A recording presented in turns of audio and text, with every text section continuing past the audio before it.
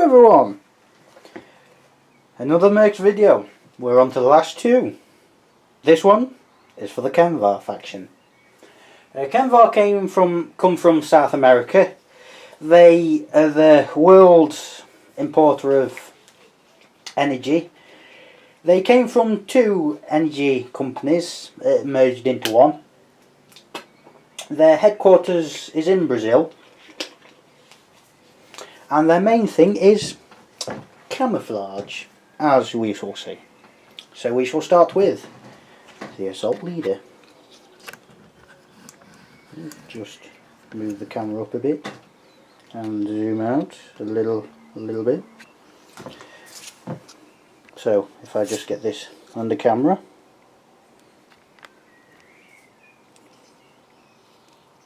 The leader, or the assault leader, as he should be called.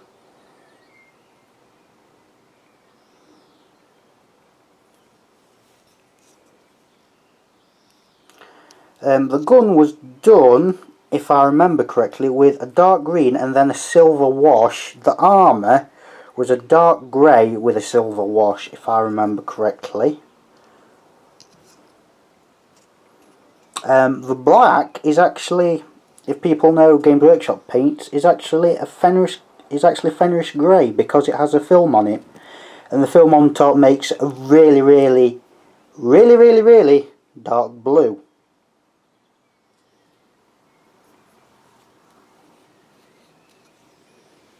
So just get the card.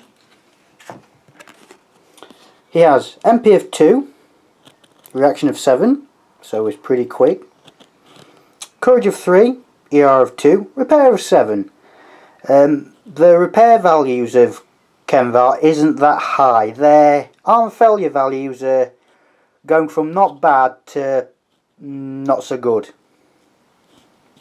And really not so good. He has 3 health, or blood, as you'd expect. And his weapons. He has a semi-auto, FN 7, weapon strength 2, 2 attacks versus 1 target, can't fire in melee. CCM fire and move, -1 movement, +2 FN. I've said this before, but I'll say it again. If you fire and move, you move less, and the firing number you need to hit is +2. So you're not as accurate, you can't move as far, but at least you get the chance to. He also has a sword. It has range of M, weapon strength 2, with little 3, if you can see there. Melee +2, so it's not bad in combat. 1 attack versus 1 target. So it can go at it in combat as well as at range. He has armor value 2, armor failure of 6, which is not bad for KemVar, not bad at all. Now KemVar's corporate abilities: active camouflage, grants stealth, +1 to cover, no move penalty. Now before we continue, drops the card. What that means is it's tied to your armour, and as I'll say again, what it means, if you're in the open, you don't count as in the open, you count as in cover, so your opponent needs +1 to hit. If you're in full cover, that is, if you're already in cover and you've got active camo up, your opponent needs +3 to hit you, which, if you can imagine, is going to get really hard really fast. However, there is a problem with this, and it's tied to your armour. So if your armour fails, you lose the active camo corporate ability until you repair the armour. So bearing in mind, unless you have one of the other models, it's going to get very hard soon, very fast.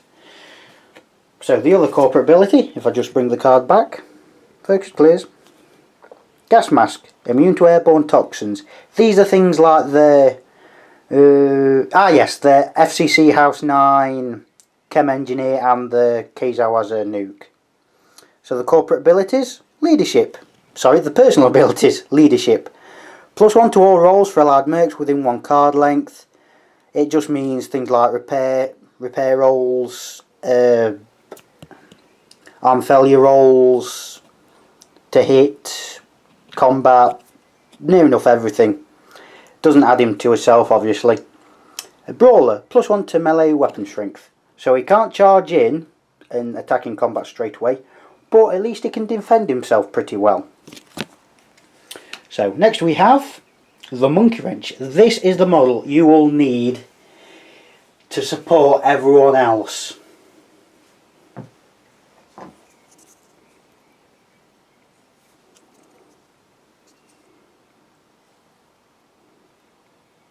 I think that's shown up well enough on camera. I apologise if it isn't. Now you'll see he's got a grenade. Now that's because this was one of them. Some of the other models came out before they did a starter set, and this was used as both the demo and the monkey wrench.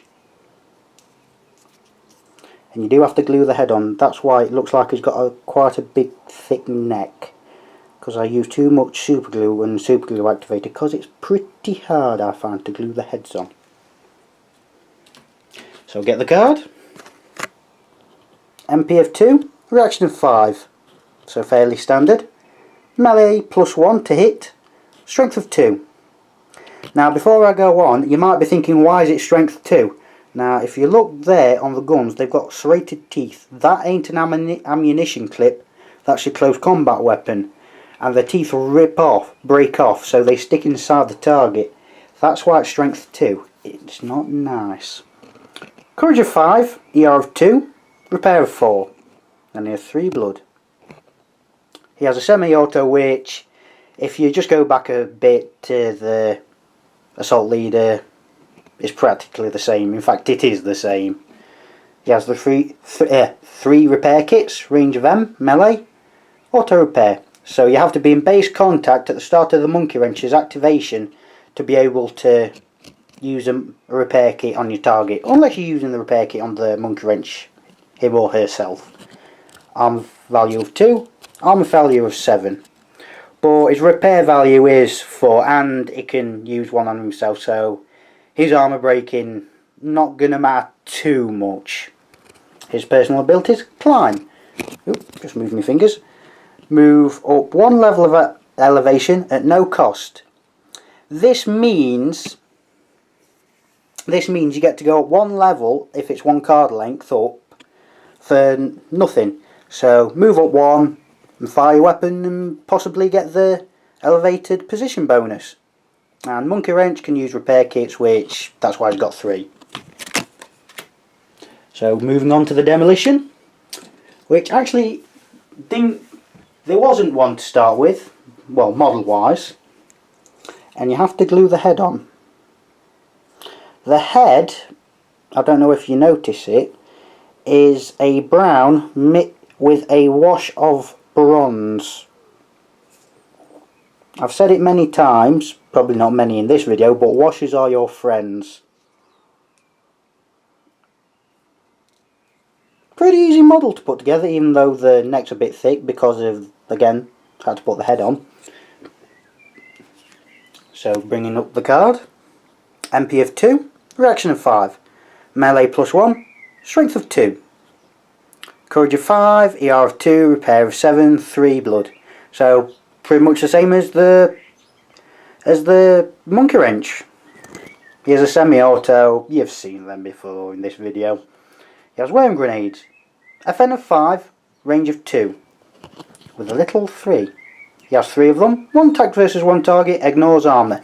Now before I go on, what that means is, it has an FN of 5 because you need to roll to hit. You have to target someone, because these worm grenades, they literally contain a little worm that burrow inside armour. Which is not particularly nice, I could imagine. But you ignore armour, so you just deal 1 damage once you've hit someone. And FN of 5 is pretty good anyway. A range of 2 with a little circle of 3 is pretty good. So coming back to the card. Arm value 2, arm value 7, so same as the demo. Sorry, the monkey wrench. So he has demolitions for his personal ability, monkey Multiple grenades, repair check to disarm mines. That's mainly against Texaco. Multiple grenades, that's why he's got 3 worm grenades. Strong arm plus 1 throw, that's why he's got a little 3.